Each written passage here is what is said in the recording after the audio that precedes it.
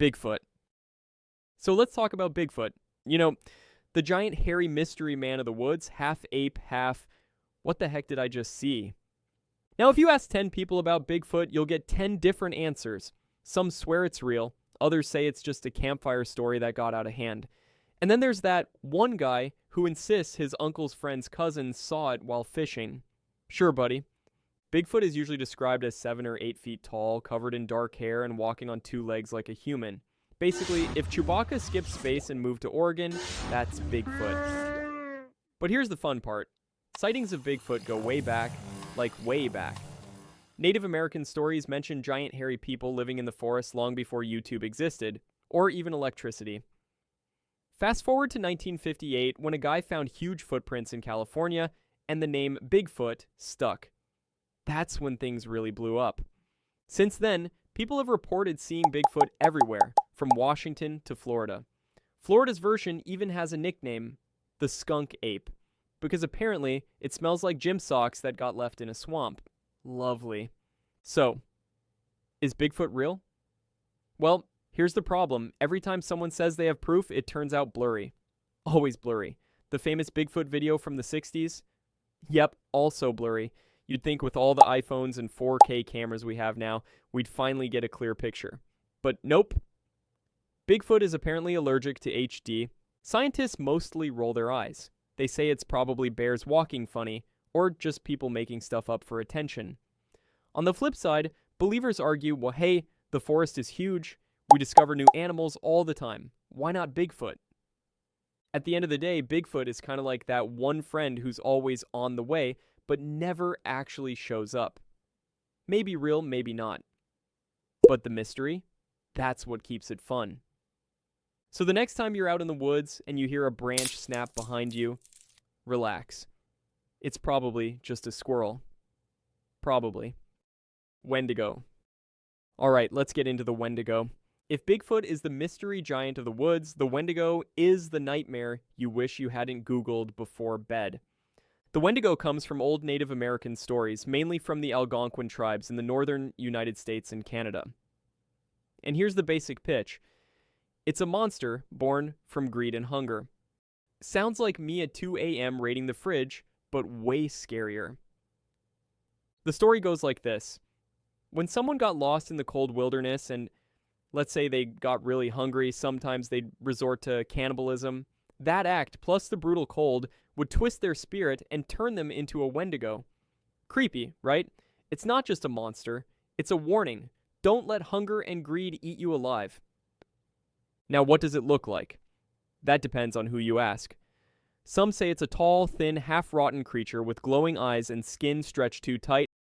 Others say it has antlers like some evil forest deer that's been hitting the gym in hell. Either way, not something you want to bump into while camping.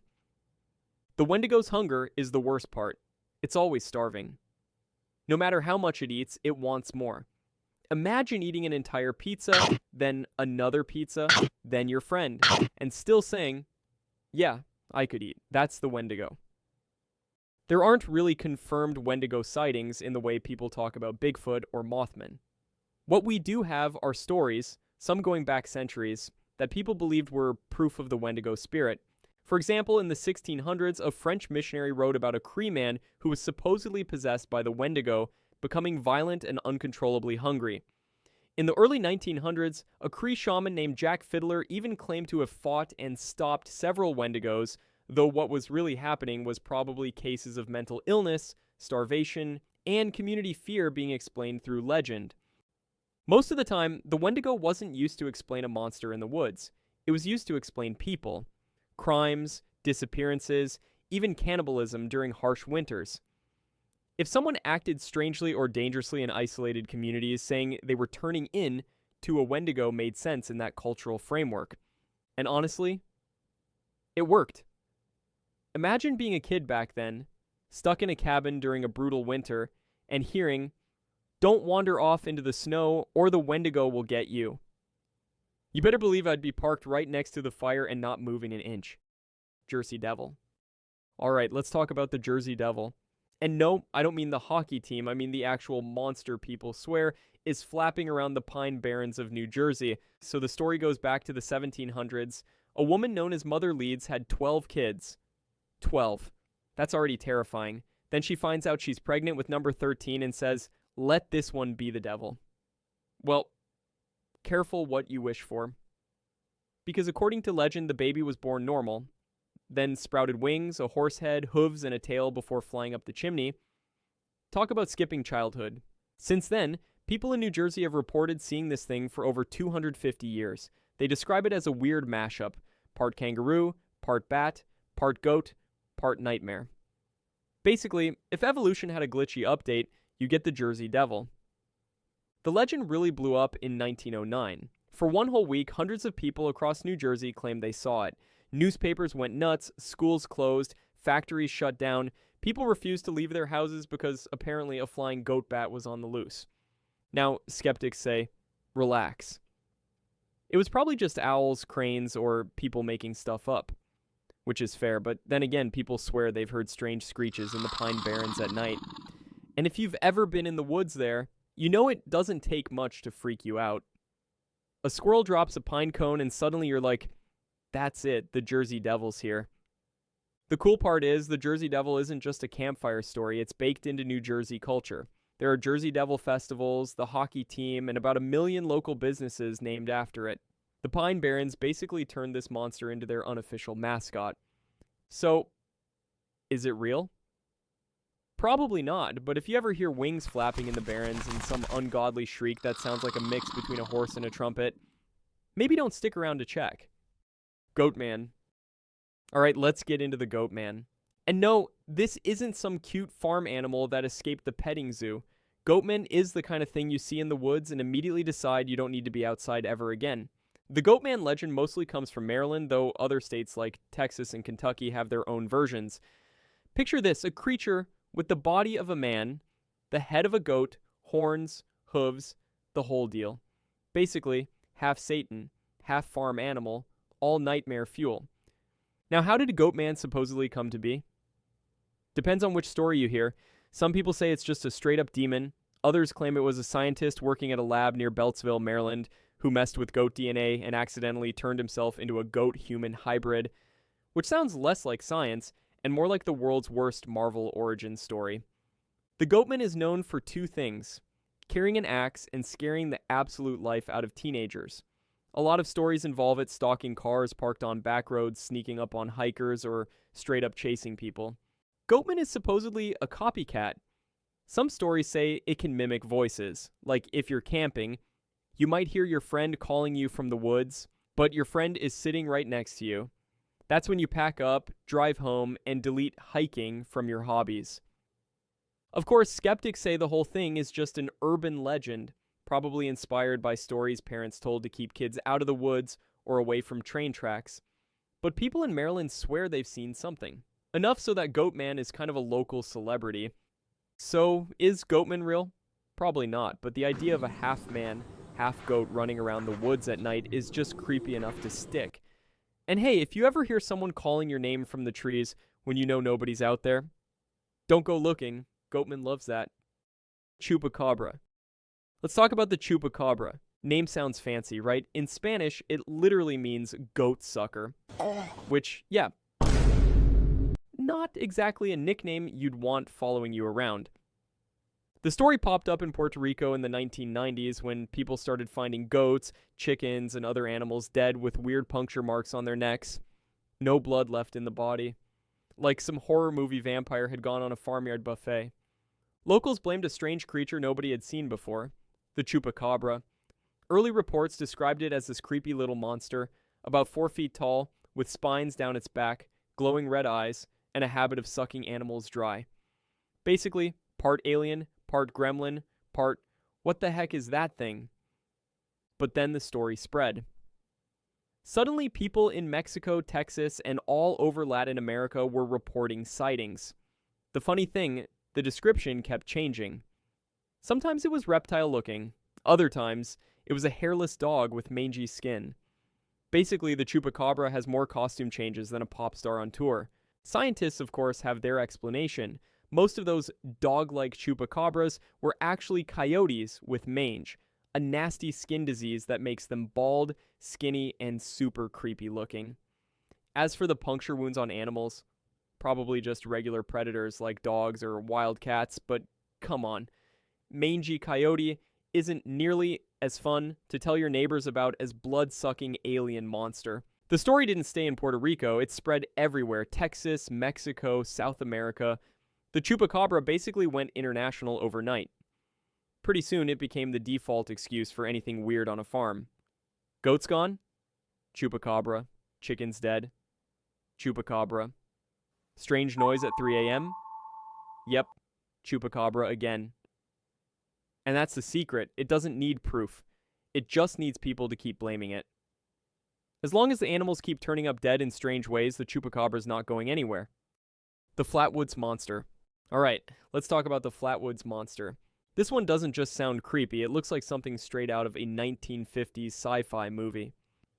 Which is funny, because the story actually is from the 1950s. The year was 1952 in the tiny town of Flatwoods, West Virginia. A group of kids saw something strange fall from the sky, like a fireball or a UFO crashing into the hills. Being curious, and apparently way braver than me, they ran to check it out. They brought along a mom and naturally the family dog, because if you're going alien hunting, you obviously need backup. What they said they found was the stuff of nightmares. A 10-foot tall figure with glowing eyes, a weird spade-shaped head, long claw-like hands, and a dress-shaped body that made it look like it was floating. Oh, and it hissed at them. Because of course it did. The kids freaked out, the dog freaked out, the mom freaked out. Basically, everyone freaked out, and they bolted back to town. News spread fast, and suddenly the Flatwoods Monster was born. Reporters came in, UFO hunters got excited, and the town had itself a full-blown mystery. Now, skeptics later said, relax. It was probably just an owl sitting in a tree, lit up weird by flashlights, with shadows making it look bigger.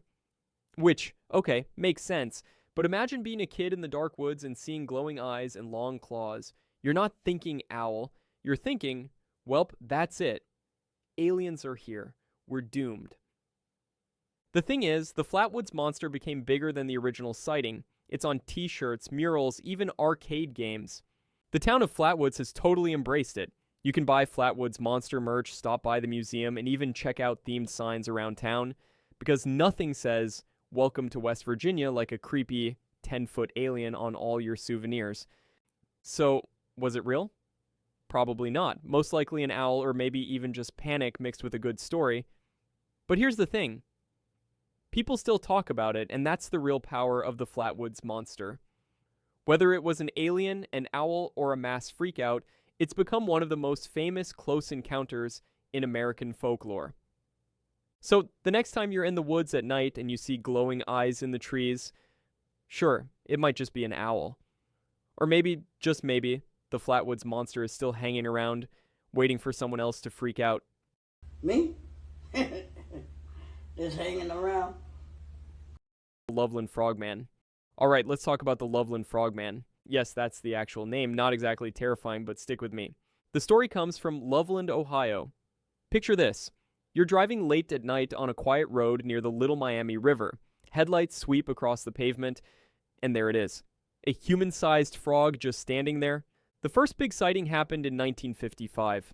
A businessman said he saw 3 frog-like creatures on the side of the road. According to him, they had leathery skin, webbed hands, and feet.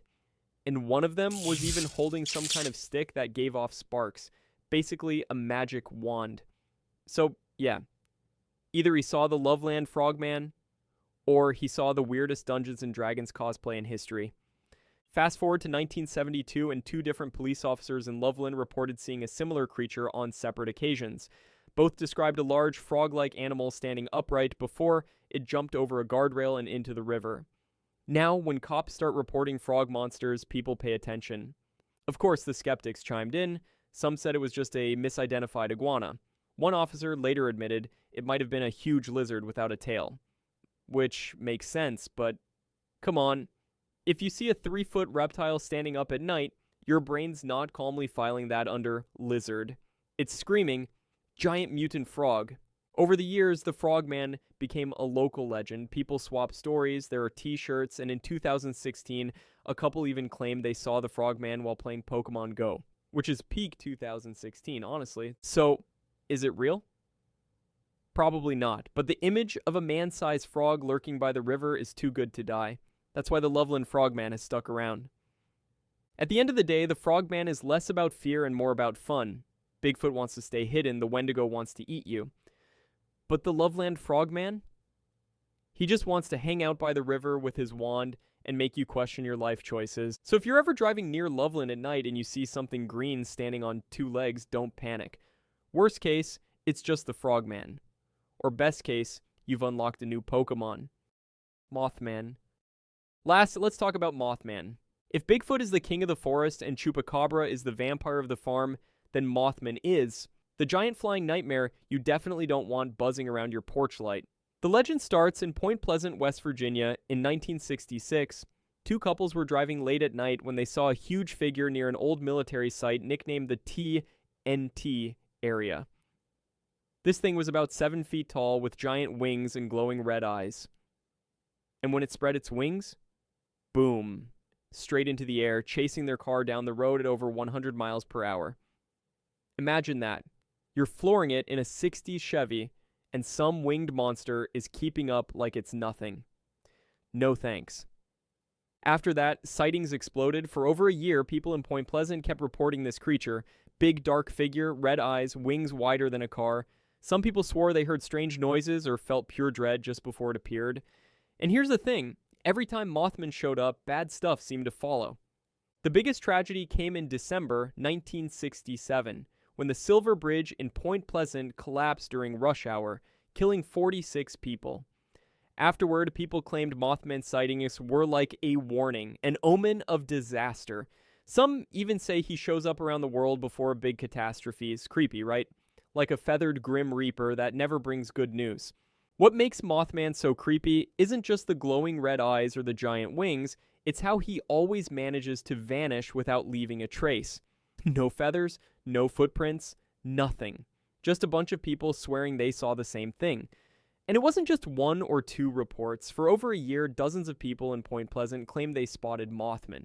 Different nights, different spots, but always the same description. If it was just one person, you'd chalk it up to bad eyesight or too much moonshine. But when the whole town starts seeing a giant flying man-bird, that's not the kind of gossip you can ignore.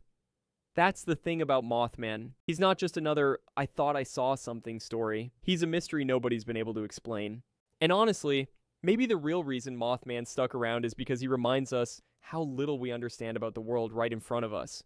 Go ahead and like this video before Bigfoot steals your Wi-Fi, and hit subscribe so you don't miss the next one.